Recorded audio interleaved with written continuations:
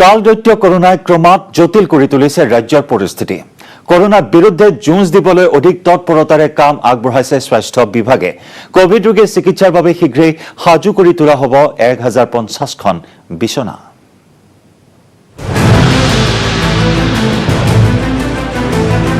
ৰাজ্যত ভয়াবহ ৰূপত কৰোনাৰ সংক্ৰমণ। কৰোনাৰ বিৰুদ্ধে যুঁজ ৰাজ্য চৰকাৰৰ। মজুত আছে পৰ্যাপ্ত অক্সিজেন ঔষধ। স্থাপন হ'ব নতুন কোভিড হাস্পতাল। কৰোনা মহামাৰীয়ে ক্ৰমাৎ অধিক জটিল কৰি তুলিছে ৰাজ্যৰ পৰিস্থিতি। কালদৈত্য কৰোনাৰে যুঁজ দিবলৈ অধিক তৎপৰ হৈছে ৰাজ্য চৰকাৰ। শেহতীয়াকৈ কামৰূপ মহানগৰত কৰোনা সংক্ৰমণৰ হাৰ দ্ৰুতগতিত বৃদ্ধি পোৱাত উদ্বিগ্ন হৈ উঠিছে চৰকাৰ প্ৰশাসন। কৰোনা আক্ৰান্তৰ চিকিৎসাৰ বাবে সৰুসজাই ষ্টেডিয়ামত পুনৰ নিৰ্মাণ কৰা হৈছে কোভিড কেয়াৰ চেণ্টাৰ। সৰুসজাইৰ লগতে খানাপাৰাত উপস্থিত হৈ কোভিড কেয়াৰ চেণ্টাৰৰ বুজ ল'লে স্বাস্থ্যমন্ত্ৰী হিমন্ত বিশ্ব শৰ্মাই। মহানগৰীত 4-5 দিনৰ ভিতৰত সাজু কৰি তোলা হ'ব 1050খন কোভিডৰ বিছনা। ইয়াৰে সৰুসজাইত 400খন, পতঞ্জলীত 400খন আৰু কাহিকুছিত 250খন কোভিডৰ বিছনাৰ ব্যৱস্থা কৰিছে স্বাস্থ্য বিভাগে। আজি আমি সৰুসজাই, খানাপাৰা, পতঞ্জলী আৰু কাহিকুছিত SIDG হোষ্টেল আছে। এই চাৰিটা জাগা আমি চাম। তাত ইতিমধ্যে কামবোৰ আৰম্ভ হৈছে। সমান্তৰালকৈ GMCH অথবা খানাপাৰাত স্থাপন হ'ব কোভিডৰ নতুন হাস্পতাল, য'ত থাকিব 100টা ICU আৰু 460খন অক্সিজেন বেড। 20-25 দিনৰ ভিতৰত সম্পূৰ্ণ হৈ উঠিব কোভিডৰ এই নতুন হাস্পতালখন। আনহাতে 2 দিনৰ পিছত কোভিড ৰোগীৰ বাবে সাজু হ'ব সৰুসজাইৰ কোভিড কেয়াৰ চেণ্টাৰ। ইতিমধ্যেই শিঙিমাৰী, MMCH, GMCH আৰু জখমা হাস্পতালত চলি আছে কোভিড ৰোগীৰ চিকিৎসা। খানাপাৰাত আমি ICUৰ সৈতে এখন আমি হস্পিটাল বনাব খুজিছোঁ, য'ত মেডিকেল কলেজৰ উপৰিও তাত হস্পিটাল হয়, ICU থাকে, ট্ৰিটমেণ্ট হয়, গোটেইখিনি হ'ব পাৰে। দিল্লী আদি জাগাত যেনেকৈ DRDOয়ে হস্পিটাল বনাইছে, তেনেকৈ আমি এখন কেম্প হস্পিটাল বনাব খুজিছোঁ। সমান্তৰালকৈ কৰোনাৰে যুঁজিবলৈ ৰাজ্যত বৰ্তমান মজুত আছে পৰ্যাপ্ত অক্সিজেন আৰু সকলো ধৰণৰ ঔষধ। অসমত অক্সিজেনে হওক, ৰেমডেছিভিৰ ইনজেকশ্যনে হওক, হস্পিটাল বেডে হওক, এই মুহূৰ্তলৈকে আমাৰ হাতত আছে। সকলো ৰাজ্যতে বেয়া অৱস্থা, কিন্তু আমাৰ যি 50 MT অক্সিজেন আছে আৰু সৰু সৰু অক্সিজেন প্লাণ্ট আমি বনাবৰ কাৰণেও লাগি আছোঁ। ইপিনে ৰাজ্যত দেখা দিয়া ডাবল মিউটেণ্টক লৈ গুৰুত্বপূৰ্ণ মন্তব্য স্বাস্থ্যমন্ত্ৰীগৰাকীৰ। সাধাৰণ কোভিড ৰোগীৰ পৰা আছুতীয়াকৈ ৰখাৰ কোনো প্ৰয়োজন নাই ডাবল মিউটেণ্ট সংক্ৰমিত ৰোগীক। ডাবল মিউটেণ্ট তেনেকুৱা তেওঁলোকো কোভিডেই, কিন্তু তাত আপুনি কোনজন ৰোগীৰ ডাবল মিউটেণ্ট আছে, কোনজন ৰোগীৰ ছিংগল মিউটেণ্ট আছে, তাক জিনমিক ছিকুৱেঞ্চ কৰিব লাগিব। সেইটো কৰোঁতে কৰোঁতে ৰোগীজন ভালেই হৈ যাব। বিগত বৰ্ষতকৈ এইবাৰ অধিক দ্ৰুত সংক্ৰমণাত্মক হৈ উঠিছে কৰোনা ভাইৰাছ। বিগত বৰ্ষত এখন ঘৰত এজনৰ হ'লে আনজনে সাৱধানতা অৱলম্বন কৰিলে ৰক্ষা পৰিছিল, কিন্তু এইবাৰ চিন্তাজনক। যোৱাবাৰ আপুনি এটা ঘৰত এজনৰ যদি কোভিড হয়, বাকী কেইজন সাৱধান হ'লে বাচি যায়।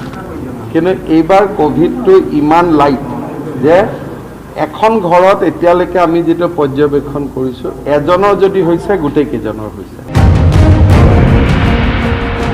ইপিনে কোভিড ৰোগীৰ খাদ্য, খোৱা পানীতকৈ এইবাৰ অধিক গুৰুত্ব দিয়া হৈছে অক্সিজেন আৰু ঔষধত। কোভিড ৰোগীক ঘৰৰ পৰাই খাদ্য আৰু খোৱা পানী যোগানৰ পৰামৰ্শ স্বাস্থ্যমন্ত্ৰী হিমন্ত বিশ্ব শৰ্মাৰ। যে খোৱা বোৱা যি আছে যিমান পাৰে ঘৰৰ পৰা পঠাব যত্ন কৰক। সেইবিলাক কথাত লাগি থাকিলে অক্সিজেন ইনজেকশ্যনত আমাৰ মানুহে লাগিব নোৱাৰিব। ছুপাৰিনটেণ্ডেণ্টসকলক আমি কৈছোঁ যিমান পাৰি দিবৰ কাৰণে। আজি আমি ৰেট এটাও ফিক্স কৰি দিম যে ইমান টকা আপোনালোকে খৰচ কৰিব পাৰিব। কিন্তু মই ৰাইজক আবেদন জনাম যে আপোনালোকে ঘৰতে থাকক, চিৰিয়াছ যেতিয়ালৈকে নাহক। সেইবিলাক এইবাৰ মই নাভাবোঁ যে সমাধান কৰাৰ আমাৰ কাৰণেও শক্তি থাকিব, কাৰণ হাজাৰত পেচেণ্ট আহিব যদি সঁচাকৈয়ে ক'ভিড আহে। কেমেৰা পাৰ্চন সঞ্জয় বৰাৰ সহযোগত বলেন ভট্টাচাৰ্য আৰু বিপুল বৰ্মনৰ report, news 18 Assam north east.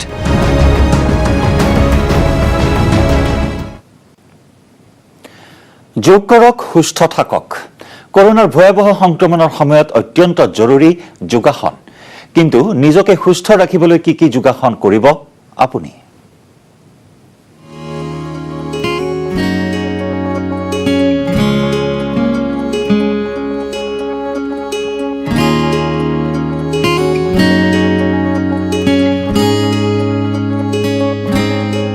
যোগাসন কৰাৰ অভ্যাস আপোনাৰ আছে নেকি? যদি নাই, এতিয়াই গঢ়ি তোলক এই অভ্যাস, কিয়নো যোগাসনে বহু পৰিমাণে ৰোগ প্ৰতিৰোধ ক্ষমতা বঢ়াই তোলে। হয়, গতিকে এই দুসময় আমি পাৰ কৰিব লাগিব। কোভিড-19ৰ বিৰুদ্ধে যুঁজিবলৈ বা কোভিড-19ৰ বিৰুদ্ধে মাৰ বান্ধি থিয় দিবলৈ আপুনি পুৱা গধূলি কমেও আধা ঘণ্টা সময় যোগাসন কৰক। নিজকে সুস্থ সবল কৰি তোলক আৰু ৰোগ প্ৰতিৰোধ ক্ষমতা বঢ়াই তোলক।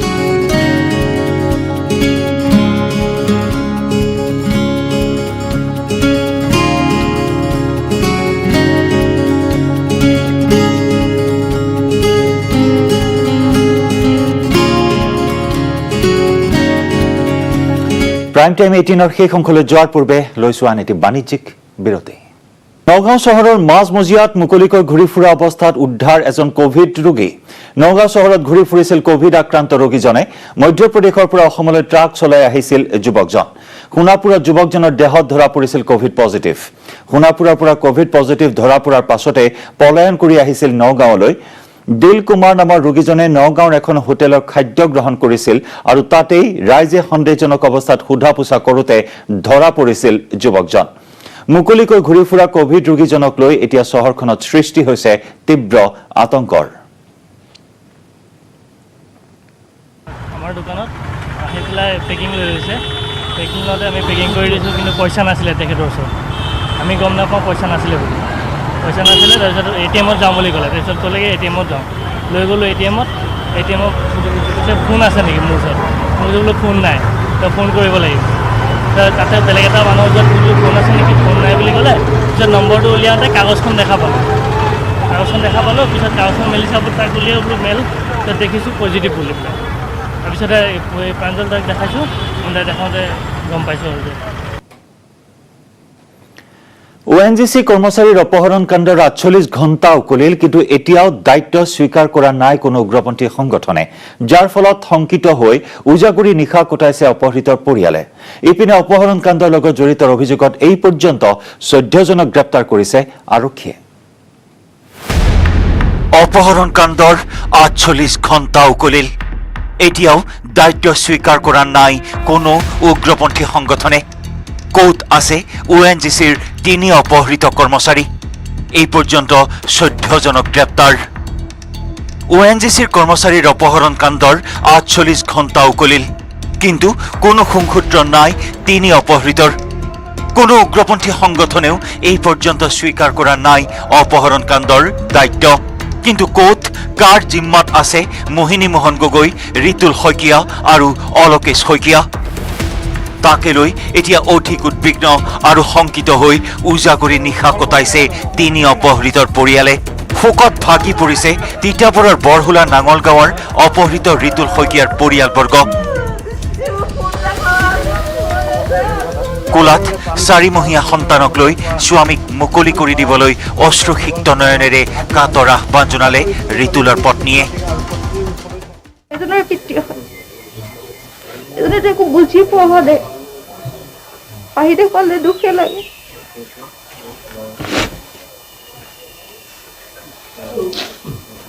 তেওঁলোকে যাতে ঘূৰাই দিয়ে, গোটেইকেইজনকে মুক্ত কৰি দিয়ে। তিনিওজনৰে মুক্তিৰ বাবে শৰাই আগবঢ়াই কৰজোৰে প্ৰাৰ্থনা কৰিলে অপহৃত ৰিতুলৰ ভাতৃয়ে। এতিয়ালৈকে ঘূৰাই দিব বুলি এই হয় আগবঢ়াইছোঁ মুহূৰ্তত আহ্বান জনাইছোঁ যদি তেওঁলোকক কোনোবা সংগঠন নিছে সোনকালে ঘূৰাই দিব লাগে। সমান্তৰালকৈ অপহৃত মোহিনী মোহন গগৈৰ বাসগৃহতো একেই শোকাকুল পৰিৱেশ।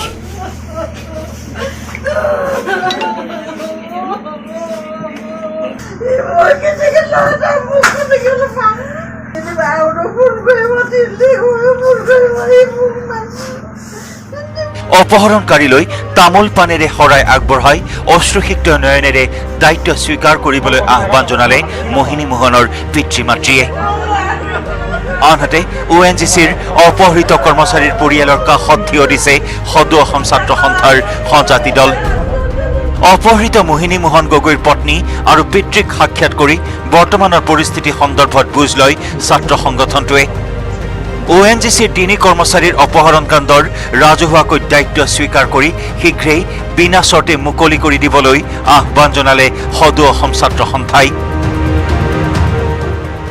এই 3জন কৰ্মচাৰী ONGCৰ 3জন কৰ্মচাৰী তেখেতলোকক অতি শীঘ্ৰে মুকলি কৰি দিবৰ কাৰণে আমি সদৌ অসম ছাত্ৰ সন্থাই আহ্বান জনাইছোঁ। যোনে তেখেতলোকক লৈ গৈছে 3জন ভাইটিকে সোনকালে যাতে তেওঁলোকে স্বীকাৰ কৰি দিয়ে।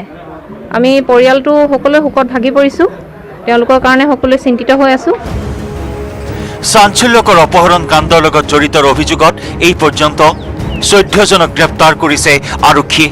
ইয়াৰে 4জনক ইতিমধ্যে জেললৈ প্ৰেৰণ কৰিছে গেলেকী আৰক্ষীয়ে।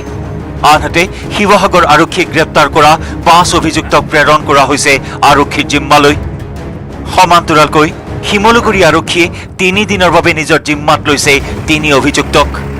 লগতে 2 অভিযুক্তক 3 দিনৰ জিম্মাত লৈ ডিমৌ আৰক্ষীয়েও অব্যাহত ৰাখিছে তদন্ত। কিন্তু এই পৰ্যন্ত চাঞ্চল্যকৰ অপহৰণ কাণ্ডৰ সঠিক তথ্য উলিয়াব পৰা নাই আৰক্ষীয়ে।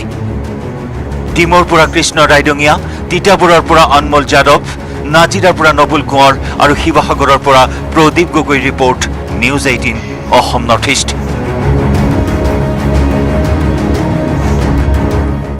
আৰু ইয়াৰে সৈতে সময় হ'ল আজিৰ প্ৰাইম টাইম 18ৰ পৰা বিদায় লোৱাৰ। নমস্কাৰ।